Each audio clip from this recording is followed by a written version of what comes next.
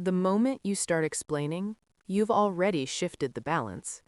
Most people don't over-explain because they're unclear. They over-explain because they feel pressure to be understood, especially right now. At the start of the year, when people expect updates, plans, growth, justifications, that's usually where the spiral begins. You say no, then you add context, then you soften it, then you defend it, and suddenly what should have been a sentence becomes a paragraph, not because it needed to, but because silence felt uncomfortable. Here's the truth most people miss. Over-explaining doesn't create clarity. It creates negotiation. The more you explain, the more room you give someone to question, debate, or push back. Not because they're bad people, but because explanation invites response. And that's where boundaries weaken.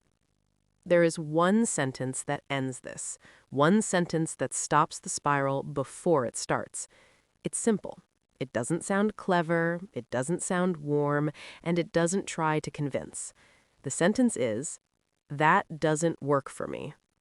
Nothing after it. No timeline, no justification, no background story. Just that.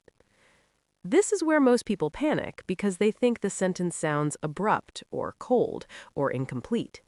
It isn't. It's complete because it's final.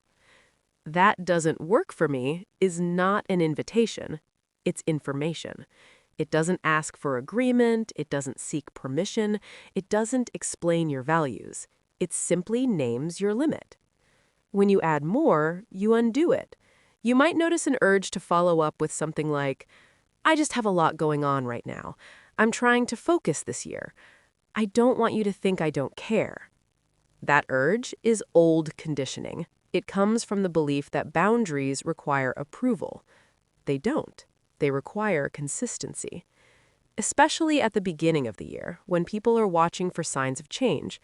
This is where many people make the mistake of announcing boundaries, explaining boundaries, justifying boundaries. But boundaries don't need an introduction. They reveal themselves through repetition. You say the same sentence again and again and again, calmly, without emotion, without escalation.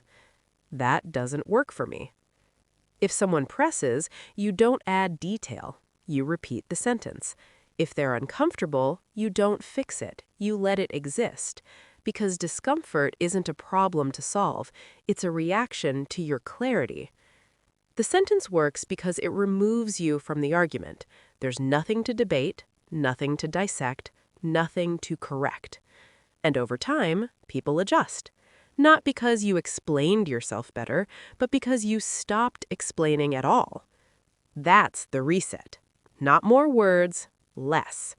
And especially now, when everyone feels entitled to updates and explanations, one sentence is enough. Then you stop.